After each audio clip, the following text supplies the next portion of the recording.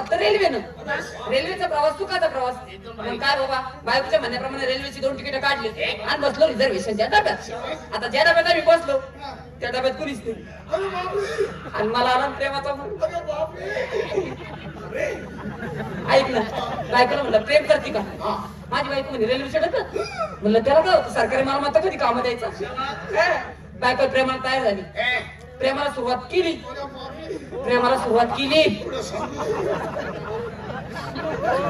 लग्न माझं झालं का तुझं झालं? मग काय प्रेमाला सुरुवात केली. आता प्रेमाला तर सुरुवात केली आणि नेमकं जास्त प्रेमाला सुरुवात करायची का पुढच्या स्टेशनवर गाडी थांबलेल्या म्हातारा डब्यात चढलं. प्रेमाचा मूड पुढे जातो भाऊ. नवीन लग्न. हा बायकोला म्हणतो तू असं कर ते मात्र आलाय ना येऊ दे तू वरच्या पाण्यात जा मी खालच्या पाण्यात जातो. ते आलं का बरोबर मधल्या पाण्यात झोपून जाईल. पण बायको म्हटली मात्र झोपलं तर नाही झोपलं एकच काय करणार. डोकं चालवलं. म्हणलं तू असं कर तू वरून जिलेबी म्हण मी खालून लाडू म्हणतो. म्हातारं खायच्या अशा काही ना काहीतरी बोलत. मग काय बायको गेली वरच्या पाण्यात मी गेलो खालच्या पाण्यात. ती बरोबर थेरडाला मधल्या पाण्यात झोपून गेलं. गाडी 2-4 किलोमीटर पुढे जाऊ दिली आणि मग खालून गपचूप आवाज दिला. म्हणलं लाडू बायको म्हणली जिलेबी. म्हातारं काहीच बोललं नाही.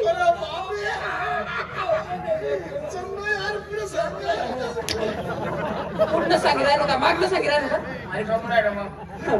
गाडी परत 2-4 किलोमीटर पुढे जाऊ दिली आणि मग परत खालून आवाज दिला लाडू बायको म्हणली जिलेबी. मात्र तर अजून काही बोललं नाही.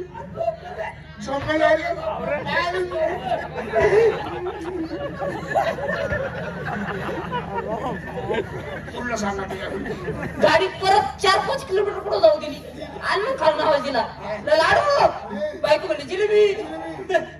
म्हातारं उठलं.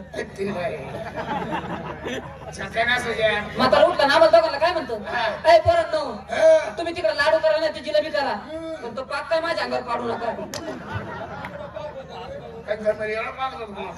जाऊ दे बाबा सहज चेष्टा केली. अरे मित्र असं भेटे आणि मनाचा संशय भेटे आहे का नाही. मित्र जर चांगला भेटला तर नक्कीच त्याची काही ना काही म्हणजे संगत चांगली होती आहे का नाही. तुझा तो मित्र पण आपला तमाशा आला गावात. यात्रा भरवायची आणि तमाशा आला गावात आहे का नाही.